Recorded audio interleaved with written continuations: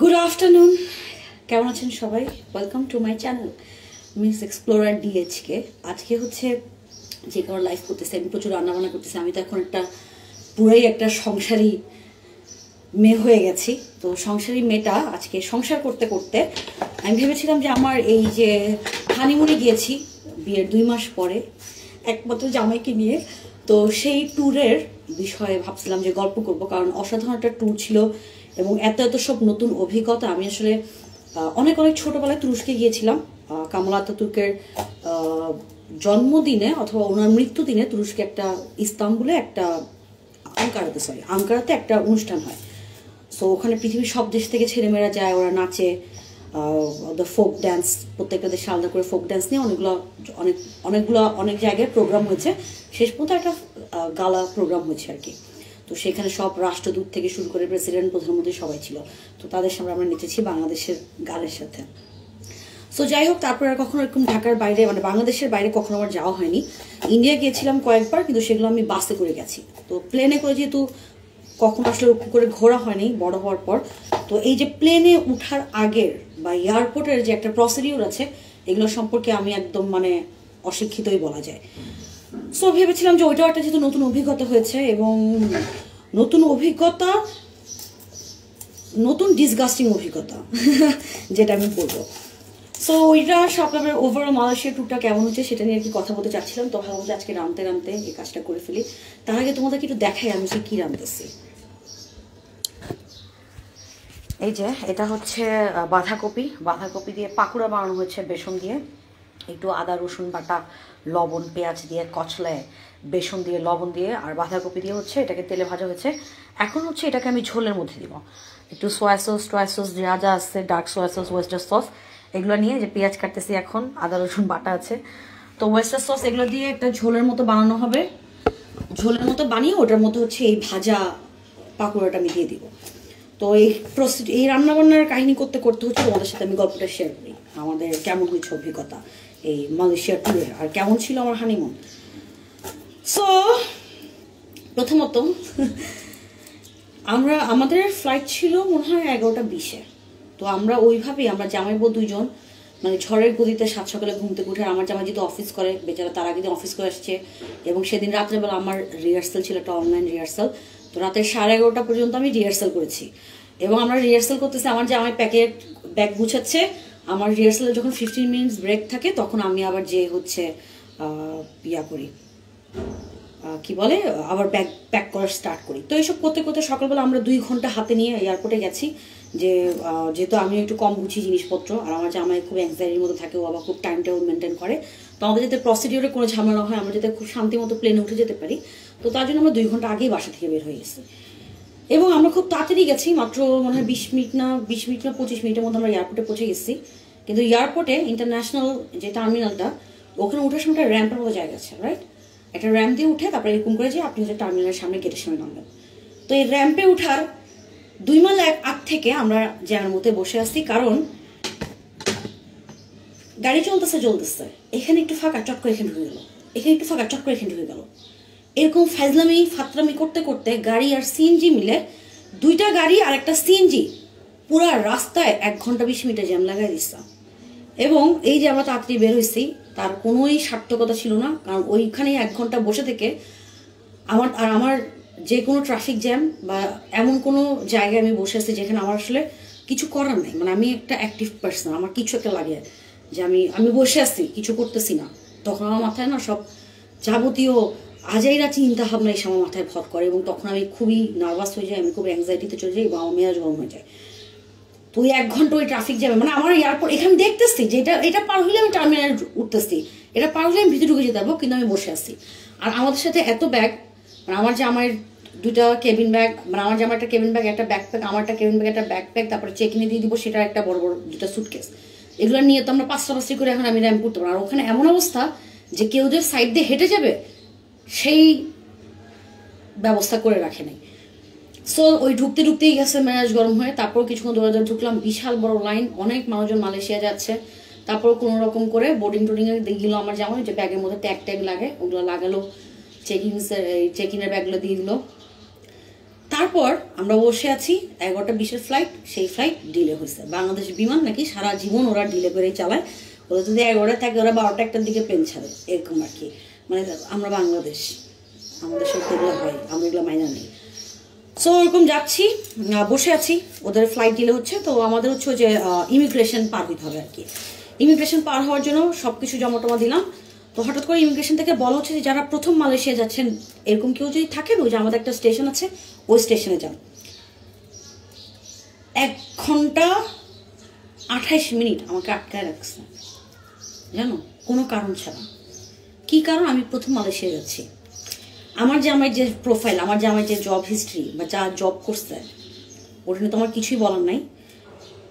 আমার কাছে সব ডকুমেন্টস আছে। আমি আমার যে অফিসে চাকরি করি সেই অফিসে বা কাজ করি, ওই অফিস থেকে এনওসিও নেওয়া আছে, পাসপোর্ট ভিসা সব কাগজপত্র প্রত্যেকটা। আমার পুরো ডকুমেন্টেশন আলাদা খামে, আমার হাজব্যান্ডের পুরো ডকুমেন্টেশন আলাদা খামে, এবং প্রত্যেকটা খুব সুন্দর করে গুছানো। আমার জামাই প্যাক করে দিছে আমাকে। পাসপোর্টের ফটোকপি থেকে শুরু করে ভোটার আইডি কার্ডের ফটোকপি, ভিসার কাগজ, কোন কোন হোটেলে থাকবো, কোথায় থাকবো, কী সমাচার, সব কিছুর ফটোকপি আমাদের কাছে আছে, প্রিন্ট করা কপি আছে। তো ডকুমেন্টসে তো কথা বলে না, কিন্তু না, বাংলাদেশের ডকুমেন্টস কথা বলে না। বাংলাদেশে আপনাকে মুখে কথা বলতে হবে এবং আপনাকে হ্যারাসমেন্ট করা হবে। এটা হলো কি বাংলাদেশের ইমিগ্রেশনের মূল দায়িত্ব। আপনাকে যে কোনো মূল্যে কিছু একটা আননেসেসারি জিনিসপত্র দিয়ে আপনাকে তারা হ্যারাস করবে। তারপর আমাকে 1.5 ঘন্টা আটকে রাখছে, এবং 1.5 ঘন্টা আটকে রেখে আমার পাসপোর্ট নিয়ে গেছে ওই যেখানে, এবং ওখানে এরকম একটা সময় ফার্স্টে যখন গেছি তখন আমি একাই ছিলাম। হঠাৎ করে দেখলাম ওখানে 10-15 জনের বিশাল একটা লাইন হয়ে গেছে, এবং সবাই, কারণ আমাদের একটু পরে ফ্লাইট, এসব ডিলের খেলা খেলতে খেলতে আর এই যে এসব ইমিগ্রেশনের করতে করতে আমাদের ফ্লাইটের টাইমটাও চলে আসতেছিল কাছে আর কি। তো আমাকে এরকম 1.5 ঘন্টা আটকে রেখেছে, এবং আমাকে প্রশ্নগুলা ওফ না। আমার হাজব্যান্ড আমাকে খালি একটু পর এসে আমার মাথায় হাত ধরে, কি জান প্লিজ, নাহাদ প্লিজ তুমি রেগে যেও না, নাহাদ রেগে যেও না। এরা খুবই খাচ্চর টাইপের মানুষ, তুমি যদি রেগে যাও ওরা আমাদেরকে আটকায় দিবে। আমি তো জানি আমরা এই ট্যুরের আমাদের টাকাগুলো আমরা কিভাবে অ্যারেঞ্জমেন্ট করছি। মানে আমার 10 বছরের ধরে জমানো টাকা আমি উঠাই ফেলছি, ঠিক আছে। এই বিয়ে শাদি এসব আবার যাবার সংসার গুছানো সবকিছু মিলে আমার 10 বছরের সেভিংস একদম খালি হয়ে গেছে, আর এইসব হানিমুন সবকিছু মিলে আর কি। এবং আমারও সেম অবস্থা। তো এইসব আমরা একটু প্যানিক খেয়ে আসি, কারণ আমাদের এতগুলো টাকা ইনভেস্টমেন্ট করা এখানে, যদি এদের ফাত্রামির কারণে, এদের ফাইজলামির কারণে যদি আমরা আটকে পড়ি, তাহলে মনটা তো অনেক খারাপ হবে, কারণ এতগুলো টাকা সব হোটেলের বিল দেওয়া হয়ে গেছে, প্লেনের টিকিট কাটা হয়ে গেছে। সায়েন্স আচ্ছা ঠিক আছে, আমি ধৈর্য, আমি আমার পেশেন্সের পরীক্ষা দিব আজকে, এবং আমি কিচ্ছু করবো না। তোমার কসম, আমি কিচ্ছু করবো না। আমি কোনো রাগারাগি চিল্লা পারলাম, আমি কিচ্ছু করবো না। আমি চুপচাপ দাঁড়িয়ে আছি। যে লোকটা আমাদের এরকম নিচ্ছে, এবং ওখানে যখন এরকম ভিড় হয়ে গেছে সবাই চিলেচিলি লাগাই দিচ্ছে যে আরে কি ভাই, আমাদের ফ্লাইটে দেরি হয়ে যেতেছে, আপনারা এত দেরি করতেছেন কেন? কি আচ্ছা, এটা হচ্ছে প্রবলেম জোন, এই জন্য আসলে এটা একটু লেট হবে। তারপর সে পাসপোর্ট নিয়ে গেল তার আরেক অফিসারের কাছে, একটা রুমের মধ্যে 4-5 জন বসে আছেন। উনি একটা রুমে ঢুকলো, যে ব্যক্তিটা আমার হাত থেকে আমার পাসপোর্ট নিয়েছে আর কি। রুমে গেল, রুম থেকে বের হয়ে এসে উনি আমাকে প্রশ্ন করতেছে আমার নাম কি, আমার শিক্ষাগত যোগ্যতা কি। ব্যাংক ব্যালেন্সটা জিজ্ঞেস করে নাই, থ্যাংক গড, কারণ ওটা জিজ্ঞেস করে না আমি আমার ধৈর্যের আমার বাদ ভেঙে দিল। আমার ফার্স্টে মুখ থেকে বলছে আমার ব্যাংক ব্যালেন্স কি আছে, এটা দেখে তুই কি করবি। কারণ এটা আমি বললাম, কারণ আমার সাথে আরো 2-3 জন মানুষ ছিল, ওনাদের সঙ্গে তো কথাই বলছে ঘেউ ঘেউ করে, প্রথম কথা। আর আমি বিদেশ যাচ্ছি, আমার কাছে আমার সব ডকুমেন্টস আছে, আমার শিক্ষাগত যোগ্যতা ওর কি কারণে দরকার, আর ব্যাংক স্টেটমেন্ট দিয়ে তুই কি করবি। ওখানে আরো 2টা মানুষ ছিল, একটা মহিলা ছিল ওনার ছেলে সহ, আর একটা মধ্যবয়স্ক একজন বড় ভাই। মানে এখন তো সবাইকে, আগে একসময় সবাইকে আঙ্কেল ডাকতাম, এখন সবাইকে ভাই ভাই ডাকি। তো ওই সেন্সে একজন বড় ভাই উনিও দাঁড়িয়েছিলেন। উনাকে যে অবস্থা, আপনার শিক্ষাগত যোগ্যতা কি, এবং সেই শিক্ষাগত যোগ্যতা সে টিকিটের পিছে লিখতেছে, বোর্ডিং পাসের পিছে লিখতেছে, লিখে তারপর ওনাকে বলছে আপনার ব্যাংক ব্যালেন্স বাইর করেন। তো ওই পাশে যে মরেছে উনি বলছে আমার ব্যাংক ব্যালেন্সের এরকম স্টেটমেন্ট আমার কাছে নাই, আমি টিমেল এখন কি যেন একটা বসে ওনার কাছে ডেটা নেই বা কিছু। ওই অফিসে ওনাকে বলছে কেন আপনার মোবাইলে তো SMS আছে, আপনার মোবাইলে SMS দেন।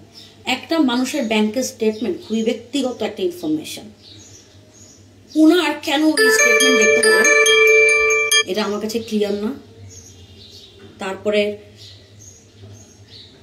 আর এই যে এইসব বোর্ডিং ইমিগ্রেশনে ঢোকার প্রক্রিয়াটাও তো যথেষ্ট ডিসকাস্টিং। বেল্ট টেল খুলো, জুতা খুলো, মোজা খুলো, তারপর আবার এগুলো পড়ো, আবার ব্যাগ দাও, আবার ব্যাগ দেখে আবার এসে কোয়েশ্চেনিং করো, ওইগুলোর অ্যান্সার করো, সবকিছু মিলে খুব ইরিটেটিং একটা বিষয় আর কি।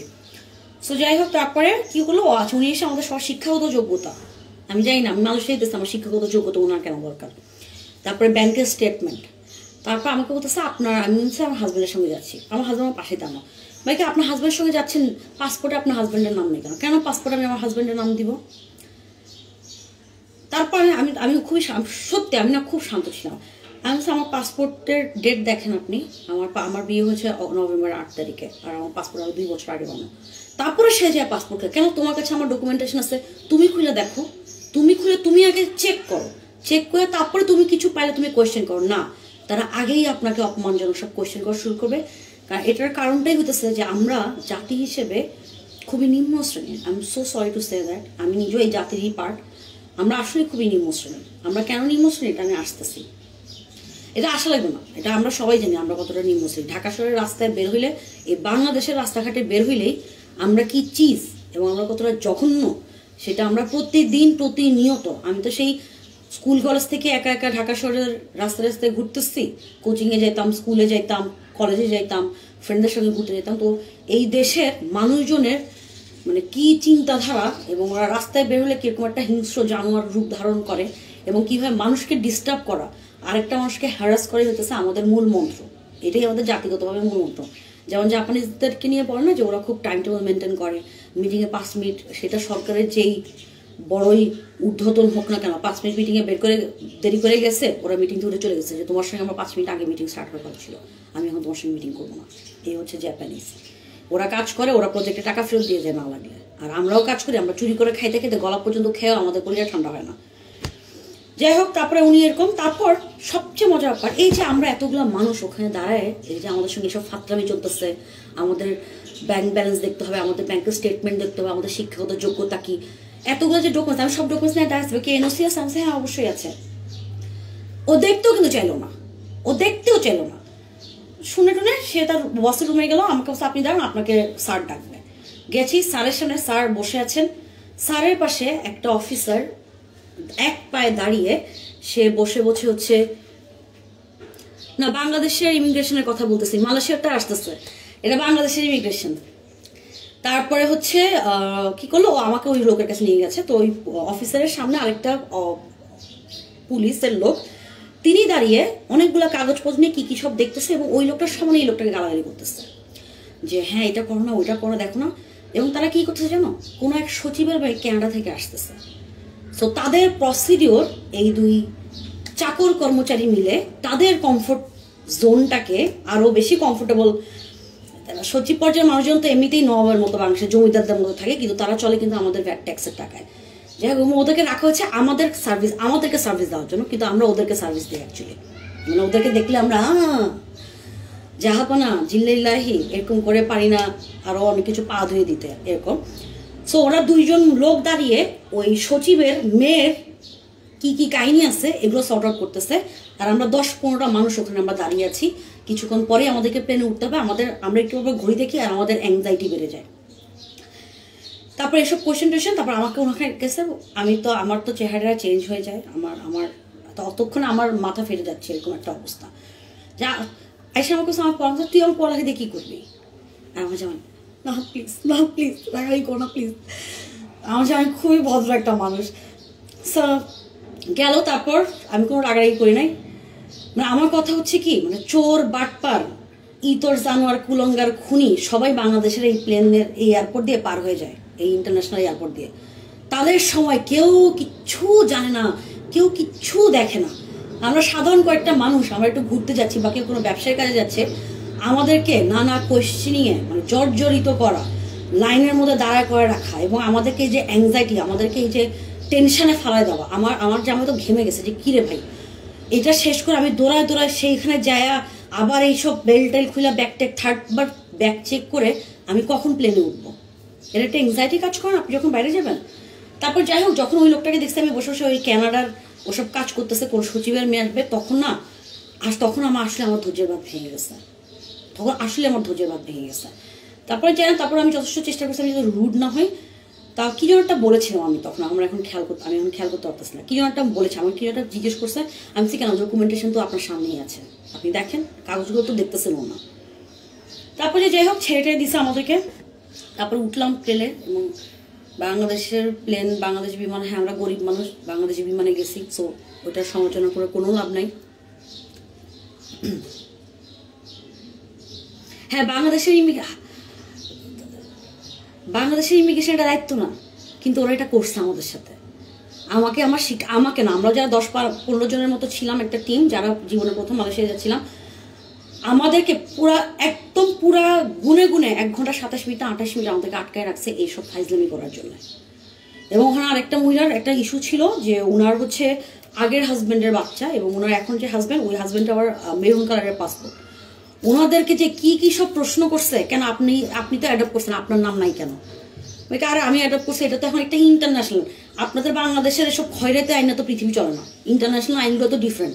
আমি এখানে একটা ফটকার ডকুমেন্ট বানাই ফেললাম, এটা যদি আমাকে ইন্টারন্যাশনাল জায়গায় আটকায় দেয়, সো যেটা ওর বাপ যে ওর বাপে, আমি ডকুমেন্টের সাথে দিচ্ছি, আমি যে ওকে অ্যাডপ্ট করতেছি, বা উনি যে আমার ওয়াইফ, আমি যে ওনার হাজব্যান্ড, আমি যে বাচ্চাটাকে অ্যাডপ্ট করছি, সেগুলো তো কাগজপত্র আছে না। পাসপোর্টের মতো কেন লেখা? পাসপোর্টের মতো কেন লেখা থাকবে? ধর আমি এখন বিয়ে করলাম, আমার জামাইও আমাকে বিয়ে করছে, আমরা দুজন খুবই ভালোবাসি দুজনকে। মানুষের জীবন কি কিছু বলা যায়? ধরো 2-3 বছর পর, বা 10 বছর, 20 বছর পর যদি আমরা একসাথে না থাকি, আমি কি পাসপোর্ট আবার চেঞ্জ করবো? এইসব কি? আমার কাবিন নাম, আমার বিয়ের ডকুমেন্টস আছে, তুই সেগুলো চেক কর, তারপর তুই কথা বল না। কাগজপত্র দেখবে না, এখানে ভাড়ারে আসছে। যাই হোক, প্লেনে চললাম, গেলাম, এবং প্লেনে উঠেই আমরা, জার্নিটা খুব একটা মোটামুটি ভালো ছিল না, মানে খুব কনজাস্টেড স্পেস ছিল প্লেনের মধ্যে। যাই হোক, তারপর অনেক কষ্ট করে গেলাম মালয়েশিয়া নেওয়ার পর মালয়েশিয়ার এয়ারপোর্ট দেখে ঝকঝকে তক করতেছে, চরম এসি বাড়ানো, ঠান্ডায় আমি কাঁপতেছিলাম। পরিষ্কার পরিচ্ছন্ন, বাথরুমে যেতেছি, বাথরুম দেখে আমাদের ঘর বাড়িও মনে হয় এত পরিষ্কার থাকে না, ওদের বাথরুম যেরকম পরিষ্কার। এই হচ্ছে অবস্থা। ভাই, আমার জামাই আমাকে যে কিভাবে রিকোয়েস্ট করছে, যদি তুমি দেখতে তাহলে তুমিও বলতা যে না, আজকে কোনো পাগলামি করো না। আমার যে মানে প্রত্যেকবার যখন এইসব পুলিশ বা ইমিগ্রেশনের প্রসিডিওরে ছিলাম, ওখানে ঢুকার আগে আমার জামার ফার্স্ট রিকোয়েস্ট ছিল, প্লিজ রেগে যেও না, তোমার যদি মেজাজ বেশি হয়, তুমি দরকার আমাকে মাইরও পরে এসে, কিন্তু ওদের সাথে কোনো আর্গুমেন্টের, ওদের সাথে কোনো ধমকাধমকি তুমি করো না। আমি আচ্ছা ঠিক আছে, তোমাকে প্রমিস করলাম আমি কিছু করবো না। যাই হোক, আসলাম কিছু করে। আমি আমার এই পুরো ট্যুরে আমি যে কতটা ভদ্র একটা লক্ষ্মী বাচ্চা হয়েছিলাম, এটা আমার জামাই বলতে পারবে। যাই হোক, গেলাম মালয়েশিয়া ইমিগ্রেশন টিভিশন পার হইলাম, কোনো কথা নাই, কোনো কিছু নাই, কেউ আমাদের সঙ্গে কোনো কথা বলে নাই। গেছি, ঢুকছি, ব্যাগ দিচ্ছি, ওরা চেক করছে, বের হয়ে ধ্যাং করে চলে আসছি। না, আমি আর আমার জামাই নিতে পারতেছিলাম না, কি ব্যাপার, আমাদেরকে কেউ কোনো হ্যারাস করলো না, কেউ দাঁড়া করলো না, একটা প্রশ্ন জিজ্ঞেস করলো না, আমরা কি বিয়েটা ও কি আদৌ আমার স্বামী, কেউ কিচ্ছু জিজ্ঞেস করলো না আমাদেরকে, কিচ্ছু জিজ্ঞেস করে না। আমার জামাইয়ের 15 মিনিট লাগছে এই জিনিসটাকে হজম করতে। কি রে ভাই, কেউ কিছু জিজ্ঞেস করলো না, মানে আমরা বের হয়ে চলে আসলাম, শেষ, এয়ারপোর্ট থেকে বের হয়ে গেছি, মানে মানতে পারছিলাম না। যাই হোক, তারপর ওই ট্যুরটা শেষ হলো। আমার দেবর থাকে মালয়েশিয়া, আমার দেবর আসছে আমাদেরকে নিতে, ও আসছে একটু দেরি করে। ততক্ষণে আমরা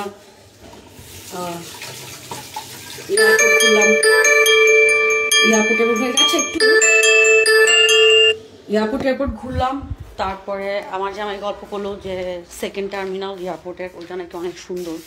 আমার শাশুড়িও গেছিলো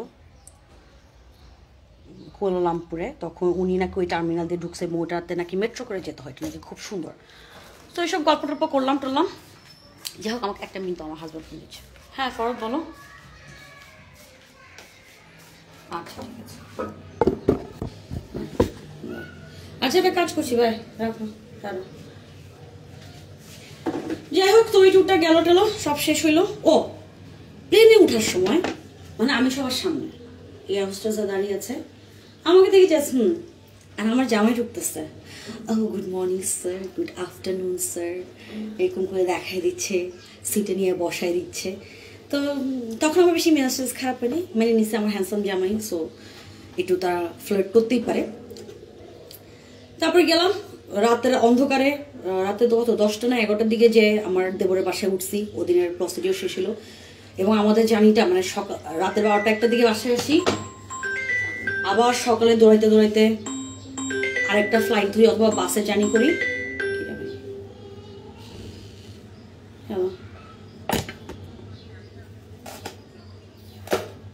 আচ্ছা সমস্যা নেই, তুই দে, দিয়ে দে দিয়ে দে, ঠিক আছে। না ইটস ওকে, বাই। না ও অপেক্ষা করেনি, ও এখনো যায়নি, ও যাবে, মানে ন করেছিল আমাকে আপু কোথায় অ্যাড্রেস। হ্যাঁ হ্যাঁ তোর নাম্বার দিয়ে দিয়েছি আমি, ফোন কাছে রাখ। সো যাই হোক, তারপরের দিন কুয়ালালামপুরে পৌঁছানোর পরের দিন হচ্ছে আমাদের লাঙ্কাউইতে যাওয়ার ফ্লাইট। লাঙ্কাউইতে যাওয়ার ফ্লাইট থেকেই শুরু হচ্ছে আসল খেলা। লাঙ্কাউই ফ্লাইটে উঠেছি, এই হচ্ছে খুবই সুন্দর, অসাধারণ সুন্দর একটা এয়ার হোস্টেস ছিল। আর এবং যথারীতি প্লেনে ওঠার সময় আমাকে জাস্ট কোনো রকম লামসামভাবে গুড মর্নিং এবং আমাকে মানে জানানো হলো। এবং তখনও মালয়েশিয়ার যখন ডোমেস্টিক ফ্লাইটে উঠতেছিলাম, ওইটাও এত সুন্দর, এত নিট অ্যান্ড ক্লিন প্রসিডিওরটা, কোনো কথা নেই। তুমি কাগজ দিচ্ছ, কাগজ দেখছে, কোনো কোয়েশ্চেন থাকলে কোয়েশ্চেন করবে, নাহলে কাগজ দিয়ে চলে যাচ্ছ, মানে কোনো ভেজাল নেই। সো তারপর ওরকম ওখানেও সেম, আমরা গেলাম ডোমেস্টিক ফ্লাইটে, জিনিসপত্র দিলাম, বোর্ডিং করলাম, বোঝা পড়লাম ট্রেনের মধ্যে। তো ওই মেয়েটা খুবই সুন্দর এবং একটা ট্রান্সজেন্ডার ছিল। আমি তো ফার্স্টে বিশ্বাসই করতেছিলাম যে ওদের, এবং এয়ার হোস্টেসদের মনে হয় র্যাঙ্কিং আছে, উনি মনে হয় যে ওদের লিডার টাইপের, টিম হেড টাইপের কিছু একটা ছিল, কারণ উনি আবার অন বিহাফ অফ পাইলট হচ্ছে উনিও কথা বলতেছিল। ওই যে প্লেনে ওঠার পর যখন ওই যে মাইক্রোফোনে অ্যানাউন্স করে না যে ব্লা ব্লা ব্লা ব্লা ওয়েলকাম টু আওয়ার ফ্লাইট, হ্যান ত্যান এগুলা, সো ওগুলো উনি বলতেছিল। তুই একটা ট্রান্সজেন্ডার লোক, তা আমার জানা কি বাহ, এরা মালয়েশিয়া তো হয়ে গেছে, এত সেকুলার, এত উন্নত দেশ, ওদের এখানে ট্রান্সজেন্ডার এত ভালো একটা পজিশন আছে। এবং মালয়েশিয়ান এয়ারপোর্টে, আমাদের দেশে কতগুলো ফকির দেখে না রাস্তায়, ওই যে এখানে বড় বড় ফোড়ার মতো হয়ে থাকে, ফোড়া ঠিক না, মানে স্কিনটা এরকম ফুলে ফুলে থাকে, ওরকম একটা লোক মালয়েশিয়ান এয়ারপোর্টে চাকরি করতেছে। এবং উনি হচ্ছে আমরা যে ইয়াটার মধ্যে আমাদের ব্যাগ দিই না, যেখানে স্ক্যান করে, উনি হচ্ছে ওখানে থাকে। চিন্তা করা যে ওটা দেখো, তাই মুগ্ধ যে আমাদের দেশে হইলে এই লোকরা আমরা দিয়ে ভিক্ষা করাইতাম, ওনার যতই পটেনশিয়াল থাকবে না কেন, ওনাকে আমরা ভিক্ষা করাই ছাড়তাম। কিন্তু ওই দেশটাতে ওখানে উনি একটা সম্মানজনক চাকরি করতেছে এবং উনি মানুষের সামনে প্রকাশ্য আছে। আমরা বাংলাদেশে দেখলে তো আমরা ঘৃণা এরকম করতে, আমাদের আবার একটু ঘৃণা বেশি, কাম কাজ করতে নাই তো। ওই যে আমার কে যেন আমাদের রিলেটিভ বলতো যে কাম নাই করতে বাংলায় ছিটতে, আমাদের হচ্ছে অবস্থা আর কি। সো যাই হোক, তো এরকম প্লেনে উঠেছি লাঙ্কাউইতে যাওয়ার জন্য। এই হচ্ছে আয়েল, আমি আয়েলের এই পাশে বসা, আমার হাজব্যান্ড এই পাশে বসা। তো এই হট অ্যান্ড সেক্সি এয়ার হোস্টেসটা আমার হাজব্যান্ডের পাশে বসা যে ছেলেটা, ওনার কিছু একটা প্রশ্ন করেছে বা কিছু একটা ডেকেছে ওনাকে। ওই মেয়ে এসে আমার জামাইয়ের সিটের উপর এইভাবে হেলান দিয়ে দাঁড়িয়েছে এবং এইভাবে ওই লোকটাকে কি যেন ইনস্ট্রাকশন দিচ্ছে। এবং আমার জামাই কত বড় শয়তান, ও আবার এরকম উকি দিয়ে দেখতেছে, আমি দেখছি না ফার্স্টে, কিন্তু আমি খেয়াল করি নাই। মানে ও যখন তাকাইছে তখন আমি ঘুরে তাকাইছে, কি হয়েছে তাকাই দেখি এই সিন চলছে, এবং সে মুচকি মুচকি হাসতেছে যে দেখো দেখো, তুমি তো বার্তা দাও না, দেখো ইন্টারন্যাশনাল মেয়েরা আমার পারতেছে না বুকে উঠে যেতে আর কি। তা আমি তোকে দেখতেছি, নাম প্লেন থেকে নাম আসতে, তুই বাসায় যাও, তারপরে তো দেখাইতেছি। তো যাই হোক, এইসব ফাইজলামি টাইজলামি হইলো। এবং প্লেনে যখন আমরা ওই যে ব্যাগ দিচ্ছিলাম বোর্ডিংয়ের জন্য, সেখানে যে মেয়ে ছিল, সে মেয়েও আমার জামাইয়ের সাথে এত হাসি মুখে, আমার সানগ্লাস পরা হাফ প্যান্ট পরা জামাইটাকে এত মাল লাগতেছিল। সব মেয়ে আমার জামাইকে দেখলে হা হা হা দ্বিদলিত হাসি, কৃষ্ণ আমাকে দেখে ইচ্ছে করে, খুব কষ্ট পেয়েছি আমি। যাই হোক, তারপরে গেলাম লাঙ্কাউইতে ঘুরে, ও লাঙ্কাউই এত সুন্দর একটা জায়গা। আর মানে মালয়েশিয়া গিয়ে আমি সবচেয়ে মুগ্ধ হয়ে গেছি কি জানো, কোনো হর্ন নাই, কোনো শব্দ নাই, কোনো আওয়াজ নাই, কোনো কাউকাও নাই, রাস্তায় কোনো গালাগালি নাই, কিচ্ছু নাই। সবাই যাচ্ছে এবং প্রত্যেকটা গাড়ি, ওদের দেশেও কিন্তু ট্রাফিক জ্যাম হয়, হ্যাঁ ট্রাফিক জ্যামে বসে আসছি, এখানে হর্ন বাজানোর কি আছে, সবাই বসেছে, একটা মানুষ হর্ন বাজে না। 15 মিনিট 20 মিনিটও কুয়ালালামপুরে আমি দেখেছি, 20 মিনিটও আমি ট্রাফিক জ্যামে বসছিলাম, কারণ ওটা যেহেতু সিটি অফিস আছে, অনেক কর্পোরেট জায়গাটাকে, 20 মিনিট আমি ট্রাফিক জ্যামে বসেছিলাম, একটা মানুষ হর্ন বাজেনি ওখানে। এবং কেউ যাচ্ছি ফুট করে খাই না, জোড়া যাচ্ছি ফুট করেই খাই, নো ওয়ান, একটা মানুষকে আমি করতে দেখিনি। তারপর লাঙ্কুই তো প্রচুর ঘোরার জায়গা, এবং লাঙ্কুইতে যে আমাদের আফসোসের সীমা ছিল না, আমরা তো 3 দিনের জন্য ছিলাম ওখানে, মানে 3 দিন 2 রাত ছিলাম আর কি। সো আমরা মানে ঘুরে পোষাইতে পারতেছিলাম না, আর একটু এক্সপেন্সিভও ছিল। মানে আমাদের সবচেয়ে বেশি আমরা যেটা মিস করছি, সেখানে একটা জিও পার্ক ছিল। ওই পার্কটা আমি আমার জামাইকে বলেছিলাম যে আমরা ওখানে যাবো, তো ও তো আমারটা তখন আমাকে পাত্তা দেয় নাই। তারপর ড্রিম ফরেস্টে যে ড্রিম ফরেস্টও আমার চয়েস ছিল। আমি এয়ারপোর্টে নেমে মানে মালয়েশিয়া এয়ারপোর্টে নেমে ওই ওদের গভর্নমেন্ট অফিস থাকে না, যেখানে আমাদের দেশে কি কি আছে, কোথায় কোথায় তুমি ট্রাভেল গাইড, ওখানে আমি ঢুকেছিলাম আর কি। তো ওখানে কতগুলো ফ্ল্যাট ছিল, তো তার মধ্যে আমি জাস্ট ঢুকে আমার চোখে পড়েছে ওই ফ্ল্যাটটার ডিজাইনটা এত সুন্দর ছিল। আমি জাস্ট র্যান্ডামলি 3টা ফ্ল্যাট পিক করছি। তো ওটার মধ্যে একটা ছিল হচ্ছে জিও ফরেস্ট আমি ঢাকাতে থেকেও দেখে গেছিলাম, আর একটা ছিল হচ্ছে ড্রিম ফরেস্ট, আর একটা কি যেন ছিল এখন খেয়াল নাই। তো যাই হোক, তো ওই ড্রিম ফরেস্টে যাওয়ার পর আমার জামাই তো আফসোস।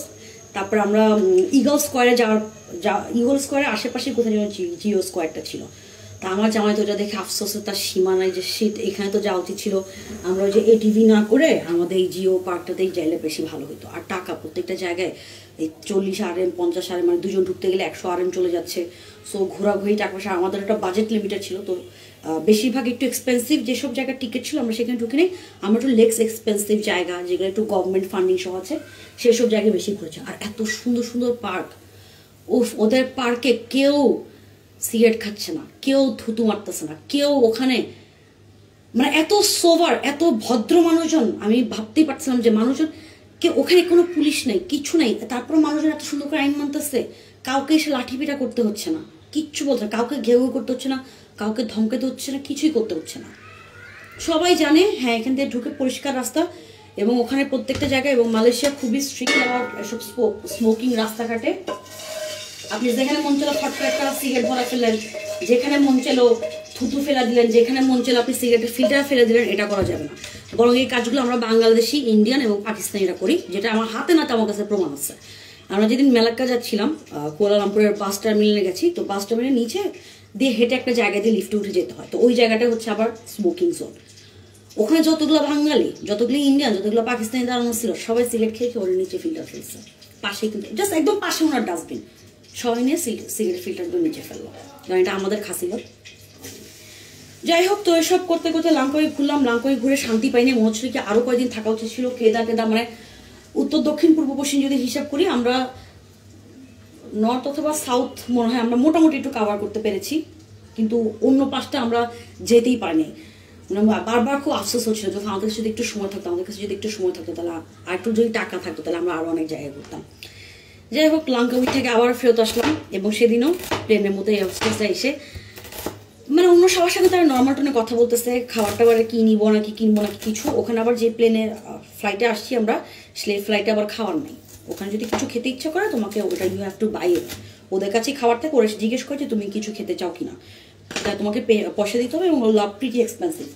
ওই এয়ারপোর্টের বাইরের দোকানে যেসব খাবার বা এয়ারপোর্টের ডিউটি ফ্রি শপে যেসব দাম, তার থেকেও প্লেনে 1-2 টাকা 1-2 RM দাম বেশি ছিল।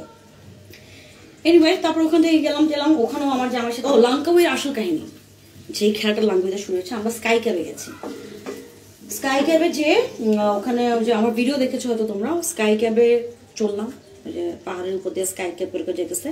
তারপর ওখানে একটা গ্লাসের ব্রিজ ছিল, ওই ব্রিজটা আবার অনেক উঁচা পাহাড়, তো 3000 ফিট উঁচু পাহাড় ছিল, probably if I am not mistaken.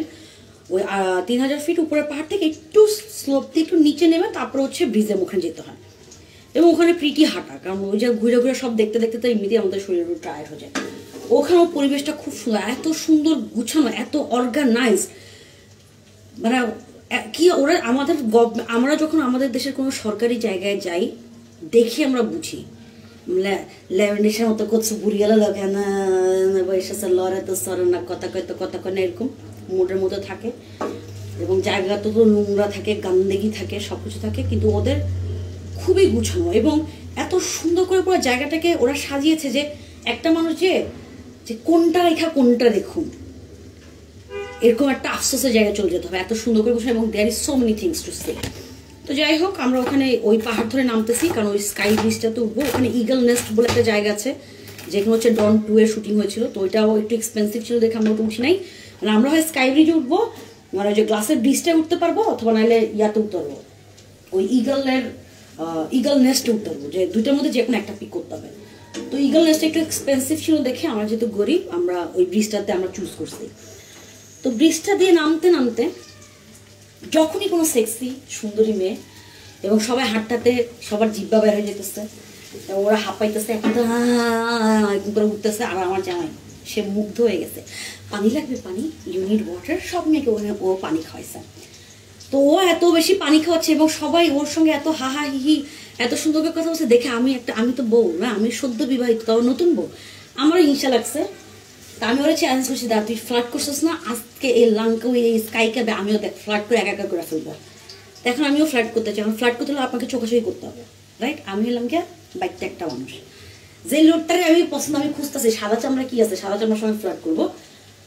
মানুষের আরেকটা মানুষের সঙ্গে চোখাচোখি, আমার হইতেছিল চোখ আর হাঁটুতে মুখোমুখি, ঠিক আছে? এবং অনেক সুন্দর সুন্দর হ্যান্ডসাম হ্যান্ডসাম হার্ট প্যান্ট পরা 6 ফিট লম্বা লোক, ওদের সঙ্গে আমার ইন্টারাকশন হচ্ছে হাঁটুতে। এবং হাঁটু দেখলাম, হাঁটু সুন্দর, এরকম করে তাকানোর পর একটা মানুষের দিকে এরকম করে টাকা কি ফ্ল্যাট করা যায় বলো আমাকে? তারপর আমি আমার মাথা নিচে করে কল্লাই উইট করছি তোর বইয়ের তলে। ও বলে এত ফানি ছিল। এবং ওখানে প্রত্যেকটা সব ইউরোপিয়ানরা গেছে, আর আমি ইচ্ছা করি ইউরোপিয়ানদেরকে চুজ করছিলাম যে আমি ফ্লার্ট করলে ইউরোপিয়ানদের সাথেই করবো। একটা ছেলে আমাকে বার্তা দিল না, একটা ছেলে আমাকে বার্তা দিল না। আর মেয়েগুলো সব আমার জামার পাশে মধুমাখি কি তারা ভন করতেছিল, আর আমি খালি হাতে দেখতেছিলাম আর কল্লাই উইট করি তোর বইয়ের তলে, কল্লাই উইট করি তোমার বইয়ের তলে। যাই হোক, এটা কিন্তু ইয়া জানো তো, আমি মাথা নত করেছি তোমার চরণ তলে, এটা নোয়াখালীর ভাষায়। যাই হোক, তারপর পুরো ওই জায়গার যত নারী জাতি ছিল সবাইকে আমার জামাই পানি খাইছে। আর তার বউ মানুষের হাঁটুর দিকে, বিদেশি ফরেনারদের হাঁটুর দিকে তাকিয়ে তাকিয়ে হাঁটুর সঙ্গে ফ্লাটিং করে করে ওদের কি বলবো আর দুঃখের কথা, কোনো রকমের চোখের পানি, নাকের পানি, মুখের পানি মুছে ওই ট্যুরটা আমি শেষ করছি। কিন্তু আমরা অনেক এনজয় করছি। এবং ওই স্কাই ক্যাব একটা সার্টেন জায়গায় এত বাতাস ছিল যে 3000 ফিট উপরে ওই স্কাই ক্যাব বন্ধ হয়ে আসছে, আমরা বাতাস ঝুলতেছি। আর আমি ভয়ে কিছুই বলার নাই, ভিডিওতে সব প্রমাণ আছে আমি কি কি করছি। যাই হোক, আমার জামাই অনেক ভয় পেয়েছে। যাই হোক, তারপরে এভাবে গেলাম যে এটা আমি তো কোনো কারোর সঙ্গে কোনো ফ্লার্ট করতে পারি নাই, মনে অনেক দুঃখ নিয়ে লাঙ্কা ওই ট্যুর শেষ করলাম। ট্যুর শেষ করে আবার কুয়ালালামপুর, সেখান থেকে আবার মেলাকা যাওয়ার ট্যুর।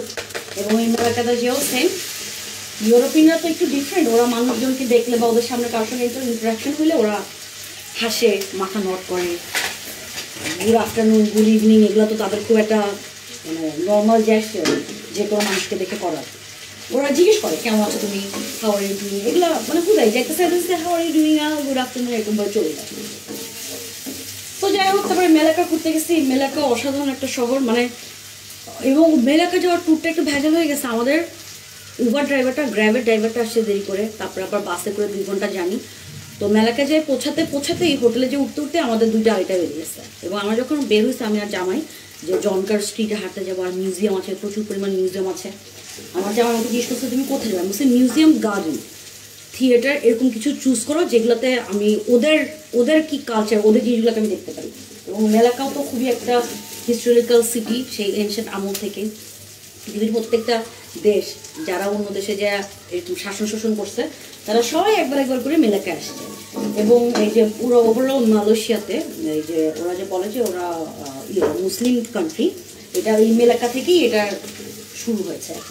অটোমান সাম্রাজ্য নিয়ে, এবং খুব একটা বিখ্যাত ব্যক্তি, উনি খুবই সুফি টাইপের একটা মানুষ ছিল এবং উনি খুব ভালো তর্ক করতে পারতো, খুবই লজিক্যালি কথাবার্তা বলতে পারতো। তো উনি হচ্ছে এটাকে প্রচার প্রসার করেছে আর কি। ওখানে যেও তো খুবই আফসোসের সীমা নাই, এত মিউজিয়াম। এই এক মেলাকার একটা শহরের মধ্যে 50টা মিউজিয়াম আছে, কোনটা ছেড়ে কোনটা দেখবো, তাও কিছুই দেখতে পাই নাই। মিউজিয়াম তো দিন দেখতেই পাইনি, কারণ ওইটা হেঁটে হেঁটে ওই জায়গা কাভার করতে করতে পা ফুলে গেছিল আমার আর আমার জামাই দুজনেরই। একটা পর্যায়ে আমি স্যান্ডেল খুলে ফেলছি, স্যান্ডেলগুলো মানে আমি আর পায়ে কিছু রাখতে পারতেছিলাম যে আমার আর্থ লাগবে, আর্থের উপর পা দিয়ে আমাকে হাঁটতে হবে, এরকম একটা অবস্থা চলে গেছিলাম। তো যাই হোক, তারপরে ঘুরলাম টুরলাম, ওখানে প্রচুর হাঁটাহাঁটি করেছে। তারপর ওখানে খুব সুন্দর একটা ওরা লেকের মতো করেছে, ওটার 2 পাশে হচ্ছে লাইটিং, সেই লাইটিংয়ের মাঝখান দিয়ে আপনি বোটে চড়তে চড়তে আপনি ভিউ দেখতে দেখতে, রাতের ভিউ দেখতে দেখতে হচ্ছে যাবেন এবং এনজয় করবেন। যেহেতু হানিমুন করতে গেছি, আর আমার জামাই একটু কম রোমান্টিক, বিদেশে যায়ও সে একটু বুকে জড়ায় ধরা, একটু চুম্মাচাটি করা, এগুলো সে করতে পারেন নাই। যাই হোক, তারপরে ঘুরলাম টুরলাম, ওখানে প্রচুর হেঁটেছি। তারপরের দিন সকালবেলা হচ্ছে 2টা মিউজিয়ামে গেছিলাম। একটা হচ্ছে মিউজিয়াম অফ আর্কিটেকচার, যেখান থেকে যেয়ে আমরা খুব জোস কিছু জিনিসপত্র দেখেছি, ওটারও ভিডিও আপলোড করা আছে আমার চ্যানেলে, ইউটিউব চ্যানেলে। তারপরে আরেকটা মিউজিয়ামে গেছিলাম, ওইটাও ওইরকম একটা হিস্ট্রিক্যাল মিউজিয়াম, যে ওদের পোর্ট, যেই পোর্টে এসে জাহাজ থামতো সেই আমলে কেমন ছিল ওইটারই পুরো একটা ওরা মডেল বানিয়ে রেখেছে, ওটা দেয়াল তেল সব সহ, এবং কখন কারা কারা কারা ওখানে এসেছিল, কাদের কাছে কি হিস্ট্রি, ডাচদের, চাইনিজদের, এসব নিয়ে আর কি। সো এটা দ্যাট ওয়াজ ফান। যাই হোক, তারপরে আবার আসছি, আবার ওখানেও এরকম সুন্দরী সুন্দরী রমণীরা ছবি, আমার জামাই আমার ছবি তুলে দিচ্ছে, পিছন থেকে ওরা দেখছে যে আমার জামাই কীভাবে আমার ছবিটা তুলছে, ফ্রেমটা কী ধরছে, এসে সাথে সাথে প্লিজ আমাকেও একটা ছবি তুলে দাও। আর আমার জামাই যেহেতু বসে একটা ছবি তুলতে, আমার জামাই ছবি তুলে আবার জিজ্ঞেস করে দেখা যদি মেয়ের পছন্দ না হয় ও আরও 2টা ছবি তুলে দেয়। এমনি তো 3-4টা তুলছে, তারপর জিজ্ঞেস করে আবার বলছে যে না এটা একটু ডিফারেন্ট হলে ভালো হতো। আমার জামাই সাথে ওকে ফাইন, দাও আরেকটা ছবি তুলে দিই, আরেকটা ছবি তুলে দিচ্ছে ওদেরকে। মানে কতটা চিন্তা করা যায়, এরকম স্বামী কয়টা মেয়ের ভাগ্যে জোটে, আমার ভাগ্যে জুটছে। তারপর ওখানে যে সেগুলো ওইগুলো করছে, এবং ওখানে আমার সেম কাহিনী, কারণ সব চাইনিজকে সাথে ফ্লার্ট করার কোনো আমার ইচ্ছা নেই, আমার টার্গেট ইউরোপিয়ান। আর ইউরোপিয়ানদের সাথে আমার চোখ আর হাঁটু, এবং ওখানেও কলনায় উইথ করছি তোর বৈরক তলে। এটা এরকম এই ফ্লাটিং ছাড়া আর কোনো ফ্লাটিং আমি করতে পারছিলাম না। সো তারপরে আবার গ্যাংটিংও গেছি, মেলাকা থেকে আবার কুয়ালালামপুরে ব্যাক করেছি, ব্যাক করে আবার তারপরের দিন আবার সকালবেলা ঘুম থেকে উঠে আবার দোয়াতে গ্যাংটিংয়ে গেছি। এবং মজার ব্যাপার হচ্ছে কুয়ালালামপুরে যখন সকালবেলা ঘুম থেকে উঠছি, ঠাড়া পড়া রোদ, জ্বলে যেতেছিলাম আমি, জাস্ট 1 ঘন্টার ডিফারেন্সে গ্যাংটিংয়ে যে পুরো সাদা হয়ে আছে সব কিছু, কিচ্ছু দেখা যাচ্ছে না, ঠান্ডা বাতাস, পাগলের মতো অবস্থা। এবং আমাদের যেই জায়গাটায় যে রেস্টুরেন্টটায় থাকার কথা ছিল সেটা আরও অনেক উপরে ছিল, তো ওইটা হচ্ছে পাহাড় ধসের কারণে ওই জায়গাটা বন্ধ হয়ে গেছে, তো আমরা ওই হোটেলে যেতে পারি নাই। তো ওখানে ফার্স্ট ওয়ার্ল্ড হোটেল বলে একটা জায়গা আছে, ওই জায়গাটা মানে আমার জামাই বাবা বলছে এটাই শহর, এই ফার্স্ট ওয়ার্ল্ড হোটেলটার ভিতরে শহর। কিন্তু আমি দেখলাম যে আমি একটা গেট দিয়ে ঢুকছি, কিন্তু আমি ওটার ভিতরে অনেক কিছু আছে, সো মেনি থিংস, কিন্তু আমি ওটা ঠিক মজা পাচ্ছিলাম না।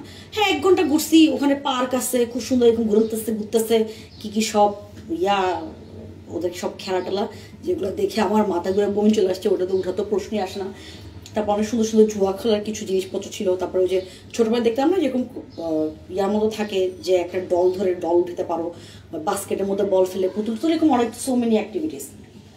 কিন্তু আমরা ওই পুরো জায়গাটায় সকাল 11:30 থেকে রাত 9টা পর্যন্ত আমরা খালি ওই মার্কেটটাই ঘুরছি। আর আমি একটা সময় আমি খুবই, আমার মাথা মতো আউট হয়ে গেছে, আমি তো জামার সঙ্গে অনেক চিল্লাপাল্লা করছি যে সকাল থেকে একটা মার্কেটেই ঘুরতেছে, এটা কি আমি জান এটাই শহর, এটাই গ্যাংটিং।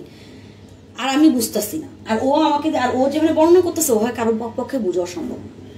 পরে যাই হোক, সে আমাকে গুগল করে আমাকে দেখাইলো যে দেখো আমরা আসলে কোথায় আছি, এটা হচ্ছে পাহাড়, এই পাহাড়ের ধার ঘেসে হচ্ছে ওই হোটেলটা।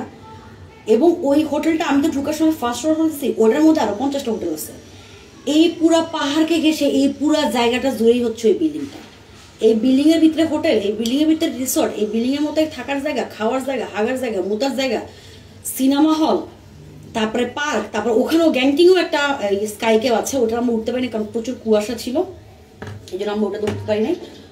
সো ওইটা তো উঠতে পরে তাহলে এই পাহাড়, ওইটা আবার এই পাহাড়, এই যখন ওই জিনিসটা দিয়ে আপনি উঠবেন তখন এই পাহাড়ের আসলে মানে এই যে ফার্স্ট ওয়ার্ল্ড হোটেল, এই যে বিল্ডিংটা, এই বিল্ডিংটার আসলে বিশালতাটা কি ওই ক্যাবে উঠলে তখন বুঝাইতো। যেহেতু আমি ওটা বুঝি নাই, আমি চট করে জাস্ট গাড়ি থেকে নেমে মধ্যে ঢুকে গেছি, তো আমি আসলে কোশিসের ভিতরে ঢুকছি, এটা আর ওই ইমাজিনেশনটা আমার ছিল না।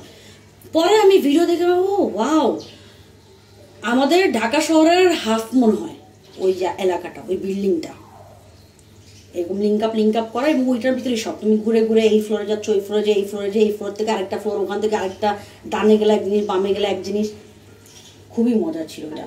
কিন্তু ওটা অত বেশি এনজয় করি নাই। তারপরে গ্যাংটিং আমাদের হোটেল নিয়েও কি যেন সব ইস্যুস হয়েছিল, যেটা আবার আমার জামাইরা সলভ করতে পারে নাই, এই জন্য আবার আমাদেরকে, আমরা রাতে 2টার দিকে ওই হোটেল ছেড়েছি, কারণ আমরা মূলত আমাদের যে হোটেলে থাকার কথা ছিল আমাদেরকে ওরা পাচ্ছে আরো কম দামে একটা হোটেলে নিয়ে, যেহেতু ল্যান্ডস্লাইড হয়েছে এই এক্সকিউজ দেখায় ওরা আমাদেরকে একটা আলাদা হোটেলে উঠাই দিচ্ছে। আমরাও তখন খেয়াল করি না, কারণ আমরা খুবই এক্সস্টেড, খুবই টায়ার্ড ছিলাম। রুমে ঢুকে গোসল টোসল করে বের হওয়ার পর আমার জামাই হুশ আসছে যে আরে এটা তো আমি যে টাকা দিচ্ছি এটা তো ওই মানের ইয়া না, এআরএনবির একটা কি জানি ওদের ইয়াতে আমাদের উঠাই দিচ্ছে। এরপরে শুনেছে আসল গ্যাঞ্জাম। ওরা আমাদের ওই যে ট্রাভেল এজেন্সি ছিল যে আমাদের সব কিছু করেছে, তাদেরকে নক করা হয়েছে, তারা আমাদের বলা শুরু করছে তোমরা তাহলে চেক না করে তোমরা চেক ইন করলা কেন, একবার যদি তুমি চেক ইন করে যাও এটা তোমাকে মানতেই হবে। তারপর ওদের পরিচিত কারা ছিল, ওদের সঙ্গে কথাবার্তা বলে ঠিক হইলো যে না আমরা আসছি কিন্তু এখন যদি আমরা বের হয়ে যাই ওরা আমাদেরকে রিফান্ড করে দিবে, পুরো 250 RM এর মতো। এবং এই রিফান্ডের কাহিনী শুনে আর আমার জামাই খুব মানে বিরক্ত গেছে যে ওয়েদারটা নষ্ট, মানে গ্যাংটিং এর জায়গাটা ওই ট্যুরটা একদম আমাদের পুরো মাঠে মারা গেছে। গ্যাংটিং আমি তো ব্যক্তিগতভাবে একদমই এনজয় করতে পারি না। আর ওই যে মার্কেট টার্কেট শপিং মল খেলাও খেলতে পারছি না, জুয়া খেলতে আমাদেরকে ঢুকতে দিবে না। আর আরকাই সব শপিং মল, সব দোকান, সব ব্র্যান্ডের শপ, যেখান থেকে আমার কিছুই কেনার নাই। আমি ব্র্যান্ডের এত এক্সপেন্সিভ জিনিসপত্র এফোর্ড করার অকাত আমার নাই, আমি গরিব। তো একটা কতক্ষণ দেখা যায়, মানে চোখের সামনে লক্ষ লক্ষ সব ব্র্যান্ডের শপ, এই সকাল থেকে ঘুরে ঘুরে আমার সব দেখা শেষ, আমার আর ওখানে থাকতেই আমার ইচ্ছা করছিল। এবং ও যেটা বলছিলাম এই যে পাহাড়ের ধারকে সেই জায়গাটা এই মার্কেটের সামনেই, এবং এই মার্কেটের সামনেই আবার ওই যে আমাদের ফ্যান্টাসি কিংডমের 3 গুণ 4 গুণ বড় আবার একটা এরকম ওদেরও কিংডম আছে। সেটাও আবার এই কেবল কার দিয়ে যদি উঠতাম তাহলে আমি এই পুরো প্রিভিয়াস স্টার বিষয়টা ধরতে পারতাম আর কি। যাই হোক, আর ওইটার একদম পুরো টপ ফ্লোরে ওরা আবার একটু খোলা রেখেছে, সেখান দিয়ে কুয়াশা বৃষ্টি পড়তেছিল, ওইটারও ভিডিও সেটা দেখে নে, তাহলে স্পেসটা সম্পর্কে আইডিয়া পাবা। যাই হোক, ওই পুরো ট্যুরের মধ্যে গ্যাংটিং এর ট্যুরটাই আর কি খুব একটা আমার জাতের হয়নি, আমার টাকাটাও আমার কাছে, এবং আজ পর্যন্ত ওই টাকা আমরা ফেরত পাই নাই। এখন এই যে কয়েকদিন আগে খবর আসছে যে ওরা আমাদেরকে আসলে টাকা ফেরত দিবে না, কারণ মূল কথা ওই আগেরটাই যে তোমরা চেক ইন করলা কেন, তোমরা চেক ইন করছো তো আমরা এখন তোমরা আমার সার্ভিস নিয়ে নিছো, এখন তোমাদেরকে আমি টাকা ফেরত দিব না। সো 250 RM বাস। যাই হোক, তো অনেক অনেক মজা হয়েছে, অনেক নানা ধরনের খাবার খেয়েছি। মাঝখানে কয়েকদিন তো নুডলসের উপরেও ছিলাম। তারপর মালয়েশিয়ান একটা ন্যাশনাল ডিশ আছে নাসি গরেং প্রবলি নাম, তো ওইটার আবার নানা ভার্সন আছে, ওইটারই নানা ভার্সন আমি আর জামাই ভাগ্য করে খেয়েছি। আর ওরা প্লেন্টি অফ রাইস দেয়, তো দেখা গেছে একটা রাইস বল নিলেই আমি আর আমার জামাই হয়ে যাচ্ছে। তারপরে মামা হোটেলে খেয়েছি, ইন্ডিয়ান মুসলমানদের কিছু খাবার দোকান আছে তাদের হোটেলে, আমার কাছে ওদের খাওয়ার খুব একটা জাতির লাগে না, এত বেশি নাটমেক দিচ্ছে। আর সাউথ ইন্ডিয়ানদের জয় জোকার ওখানে সব ওখানে অনেক ভালো পজিশনে আছে, ওরা অনেক ভালো পজিশন আছে। এবং ওভারটা দুঃখের জিনিস গ্যাংটিংয়ে যে আমরা যখন মেলাকায় গেছি, মেলাকায় রেস্টুরেন্টে খেতেছি, একটা বাংলাদেশি ছেলের সঙ্গে পরিচয় হয়েছে, ও হচ্ছে 5ই অগস্টের আগে ওখানে গেছে। ছেলেটা আমাদেরকে মানে বাংলাদেশি পেয়ে ছেলেটা এত গল্প করলো, আমরা যতক্ষণ ওখানে খেয়েছি ও ছেলেটা এক পায়ে আমাদের পাশে দাঁড়ায় ছিল এবং খুব আহ্লাদ করে খুব আগ্রহ করে আমাদের সঙ্গে গল্প করছে। আমার এত মায়া লাগছে। ও সকাল 7টার দিকে ডিউটিতে ঢুকে রাতে 10টার দিকে বাসায় যায়, খাওয়া দাওয়া দেয়, খাওয়া দাওয়া ভালোই দিচ্ছে, বেতন একটু কম, কিন্তু ওকে আপা এত কষ্ট জানেন, এই সারাটা দিন 2 পার উপর দাঁড়ায়, মানে আমার রুমে যাবার পর আমার আর শরীরে আর কোনো ইয়া থাকে। এই যে তার কয়েকদিন যে আমি কিভাবে সকালবেলা আমার নিজেকে ঘুম থেকে উঠে আমি এই জায়গাটায়, সেটা একমাত্র আমি আর আমার আল্লাহ ছাড়া আর কেউ বুঝবে না। আমার শরীর উঠতে চায় না, টাকাও কম। তবে অনেক অনেক গল্প করছে, ছিলাম রাকিব, অনেক গল্প করছে, আমার এত মায়া লাগছে ছেলেটার জন্য, আরে ছেলেটা এত কষ্ট করতেছে। আমি জিজ্ঞেস করলাম যে এখানে যারা ইন্ডিয়ান আছে ওরা কেন, কিনা ওরা ওইখানে অনেক ভালো। মেলাকায় তো একটা স্ট্রিটই আছে লিটল ইন্ডিয়া নামে, এবং কুয়ালালামপুরেও একটা জায়গা আছে লিটল ইন্ডিয়া নামে, এবং ওখানে ওদের ভালোই প্রতিষ্ঠা আছে। এই যে বাতুকে এটাও তো একটা ওদেরই মন্দির, এবং এটাও একটা সাউথ ইন্ডিয়ান লোক নাকি নর্থ ইন্ডিয়ান লোক, আমরা এখন খেলায় ভিডিও দেখিনি তো প্লিজ ভুল বললে। সো ওনার আবিষ্কার, এবং উনি এটাকে নাচা টাচা করে ফান্ডিং করে আজকের এই পর্যায়ে আনছে। তারপর ওদের দেশের, আচ্ছা কুয়ালালামপুরের কাহিনী বলছি। তারপর এই যে এই ছেলেটার কষ্টের কাহিনী শুনে আসলাম না, তারপরে আরও কুয়ালালামপুরের চাইনিজ মার্কেটে গেছি, ওখানে প্রত্যেকটা দোকানদার বাংলাদেশি, ওদের ব্যবহার এবং ওদের যে দোকানদারি করার বা সেলসম্যান যে যোগ্যতা, জুতা খুলে পিটানোর মতো। আর ওখানে চাইনিজ কিছু পোলাপাইন আছে, ওরা যেভাবে ওদের কাস্টমারকে, এক মহিলার সঙ্গে আমি দেখছি এক চাইনিজ পোলা তর্ক মাই ফ্রেন্ড আই ক্যানট, আমি পারবো না তোমাকে তো কমে দিতে। ওই মেয়েটাও যে আমি 10 বসি তুই 10 আর আমি আমারে দিবি। 45 মিনিট ওই ছেলে আর ওই মেয়ে তর্কাতর্কি করে লাস্টে ওই মেয়ে জিতছে, ওই ছেলে ওই মেরেই দিচ্ছে, ওইটা মনে হয় 2 RM বাড়াই দিচ্ছে। আর বাঙালি যেসব দোকানদার, ওদের সঙ্গে যে আপনি যদি কোনো একটা জিনিস দেন, চায়না মার্কেট, প্রত্যেকটা জিনিস কপি, আমি অবশ্যই বার্গেনিং করবো। ওদের সাথে বার্গেনিং করলে ও উল্টা আমার সাথে খেউ করতেছে। আমার দেবরকে তো এক দোকানদার বসে বাংলাদেশে এরকম করলে ঢাকা দিয়ে দোকান থেকে বাইক দিত, আর আমার দেবর তো গেছে খেপা, তোর মতো লেবারগিরি করি হ্যাঁ, তুই জানোস আমি কি করি। ওরা একটু রাগারাগি করছে, আর আমি তখন পরে আমি ওর কাছ থেকে পরে রাত্রে বাসায় শুনছিলাম, তুমি আমাকে বলো না কেন, আমি তো জুতায় ওখানে মেরা ফেলতাম ওকে ওখানে, যে কাস্টমার সঙ্গে তুই কেমন। তারপরে গ্যাংটিংয়ে গেছি, একটা ইন্টারন্যাশনাল শপের মধ্যে, ওখানে ইন্ডিয়ান চাইনিজ যারা আছে তারা একটা কাস্টমার ঢুকলে পাগল হয়ে লাফায় পড়ে কিভাবে তোমাকে সাহায্য করো, কোন ইনফরমেশন কোন প্রোডাক্ট তুমি চাও, অস্থির বানায় ফেলে।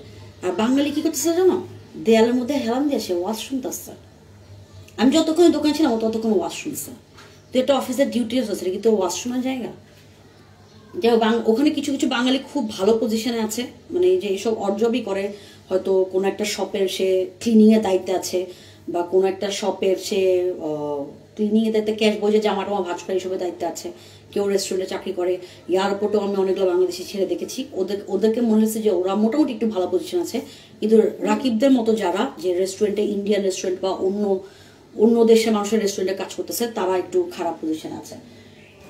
যাই হোক, তারপরে এসব টেসব শেষ টেস করে এই হলো, শেষ হইলো মালয়েশিয়ান ট্যুর। তারপরে আমরা গেছি ইয়াতে, আচ্ছা গিভ মি 1 মিনিট, আমার একটু পানি দরকার।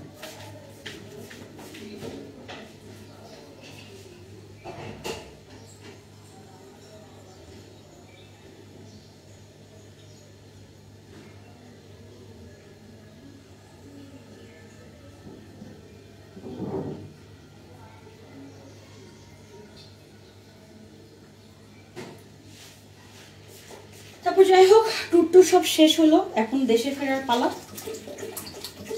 আমরা রাতের বেলা আমাদের ইয়া ছিল, রাতে 2টার দিকে আমাদের ফ্লাইট ছিল, তো আমরা গেলাম মালয়েশিয়ান এয়ারপোর্টে।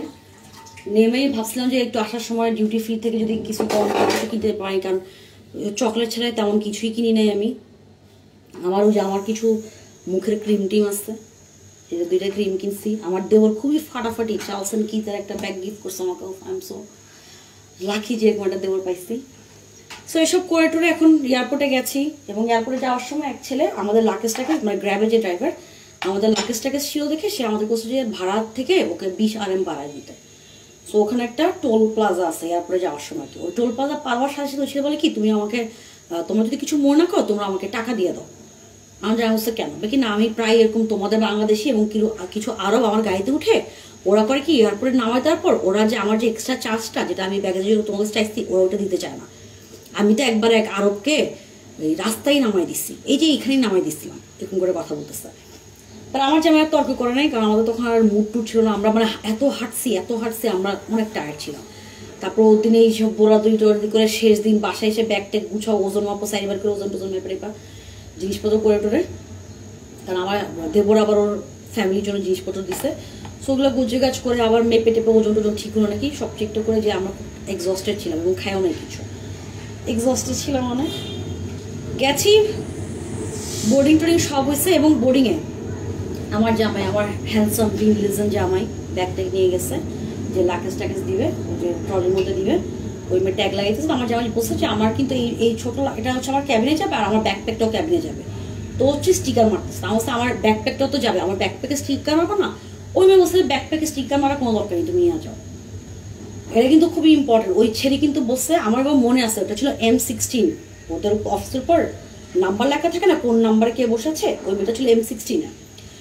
ওই মেয়ে বলছে কোনো দরকার নেই। এবং তারপর যখন যে ও চেক ইনের ব্যাগগুলো দিয়ে দিচ্ছে, ওই ট্রলি করে ওই ব্যাগগুলো চলে যাচ্ছিল ওই যে এসকেলেটারে করে, তো আমার জামাইয়ের ব্যাগের মধ্যে হচ্ছে পুরোনো, মানে আসার সময় যে ট্যাগ, সেই ট্যাগটা ছিল। ওই মেয়ে দৌড়ায় যে এমনে ওখান থেকে ওই ব্যাগ উঠায় আমার, ও নিজেই ছিঁড়ছে, ছিঁড়ে আবার আমার ব্যাগটা আমার জামাইকে দিয়ে বসে যে এটা ছিঁড়ে ফেলো, নাহলে কনফিউশন হয়ে যাবে বোর্ডিং ইয়াতে। তা আমার জামাই ছিল, আমার জামা আবার দুঃখে মেয়েটা কি কষ্ট করলো আমার জন্য, যে তুমি did you hurt yourself, এরকম বলে খুব আলাদা আলাদা করলো। ওই মেয়েটা ওকে হ্যাঁ এরকম করলো কিছুক্ষণ আমার জামার সাথে করে টোরে। এখন আমরা গেছি, আমরা প্লেন উঠবো, এবং ওই আমাকে কোনো টাইম পাইনি, এয়ারপোর্ট ঘুরতে পারি, মানে জাস্ট ধাম করে আমরা প্রসিডিউরগুলো পার করে হচ্ছে প্লেনের দ্য লাস্ট সিকিউরিটি, ওই যে লাস্ট ব্যাগ স্ক্যানিং করে আমরা ঢুকে গেছি যে আমরা এখন প্লেনে উঠবো, বোর্ডিং এরিয়াতে চলে গেছি। ওইখানে এক হারাদি, ঠিক আছে, এক হারাদি মেয়ে দাঁড়িয়ে আছেন মালয়েশিয়ান। সে সবাইকে দাঁড় করে বলতেছে যে তোমরা বাংলাদেশি, তোমরা সবসময় আইন অমান্য করো। বলো। কি, আচ্ছা ঠিক আছে, রাখো ঠিক আছে, তুমি বলো। আচ্ছা ঠিক আছে,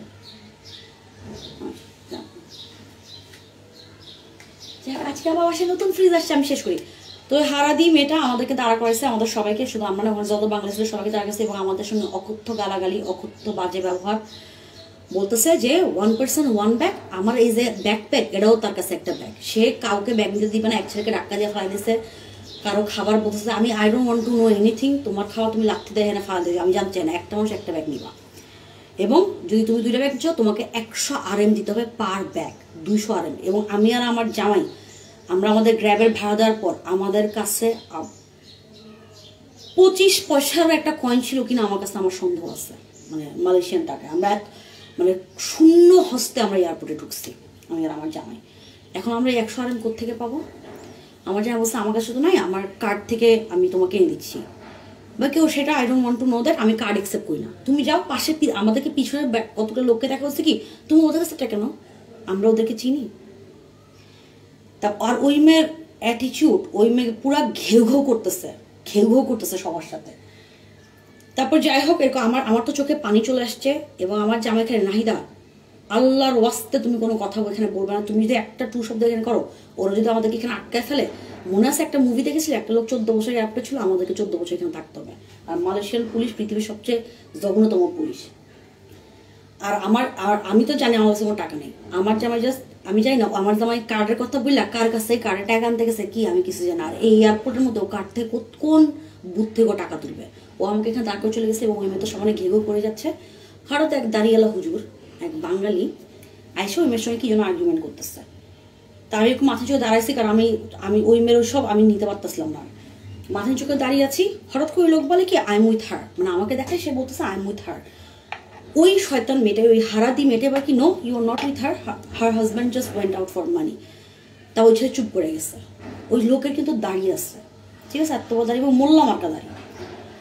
তারপর আমার জামাই মনে হয় কাউকে, তার ফ্রেন্ড সার্কেল টার্কেল আছে, কাউকে একজনকে ফোন দিয়েছে, তো সে স্টেশন ম্যানেজারকে পাঠিয়েছে।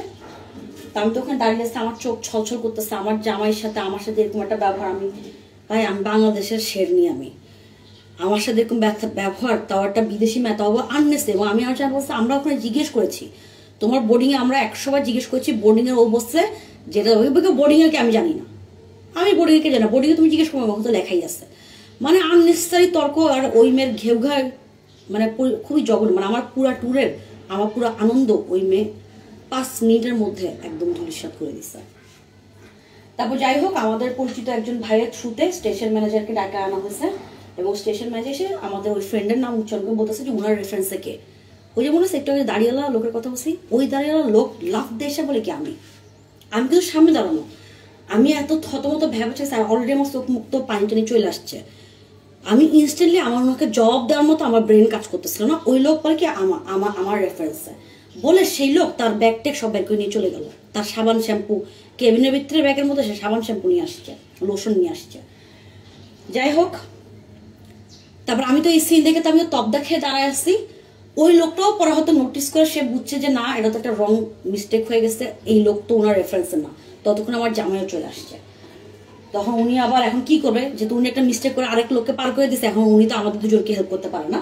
পর উনি জাস্ট আমার জামাইয়ের ব্যাগটাকে অ্যালাউ করছে, আমার জামাইয়ের ব্যাগটা আমরা ক্যাবিনে দিছি, আর আমারটা ওই প্লেনের ইয়াতে দিয়ে দিছি আর কি, যেখানে সব ব্যাগ ট্যাগ থাকে ওখানে দিয়ে দিছি দিয়ে। এবং এই যে স্টেশন ম্যানেজার এসে যে আমাদেরকে হেল্পটা করলো, ওই মেয়ে তারপরে পুরো বাঙালি গোষ্ঠী ধরা গালাগালি শুরু করছে যে আমরা বাঙালি চারটে এরকম, আমরা কখনো আইন মানি না, আমাদের সবসময় নাকি আমাদের অ্যাটিটিউড এরকম থাকে, আমরা এরকম কখন ক্রিমিনালগিরি করব, ক্রিমিনালগিরি করাটাই হতেছে আমাদের মূল ইন্টেনশন, আমাদের মূল উদ্দেশ্য। এবং তখন আর আমার ধৈর্যের বাদ একদম শেষ, এবং ওই ভাইটা বলছে যে আপনারা যান, আমি জাস্ট ওই যে ভিতরের দরজাটায় পাড়া দিয়ে আমি ওরা বলছি বিচ বলে উঠছি। এবং এই যে এই অস্থিরতার মধ্যে আমার হাজব্যান্ড তো নার্ভাস হয়ে গেছে, কারণ ও একটা খুবই সফিস্টিকেটেড ভদ্র লক্ষ্মী, মানে আমার যে আমার কথাবার্তা শুনলে মুগ্ধ হয়ে যাবা, এত সুন্দর করে কথা বলে, এত ভদ্র একটা ছেলে।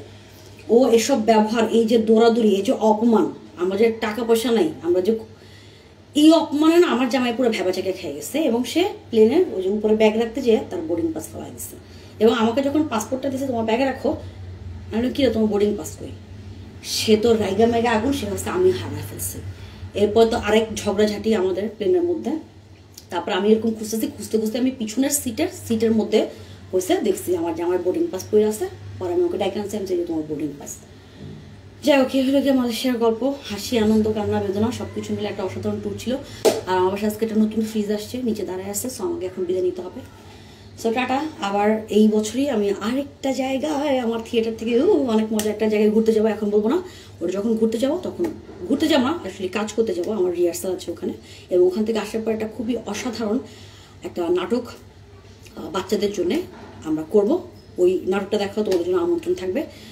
সো আজকের মতো বিদায় নিচ্ছি, টাটা, বাই। ও আমার রান্না দেখে নাও, এই যে এটা হচ্ছে। সবাই ভালো থাকো।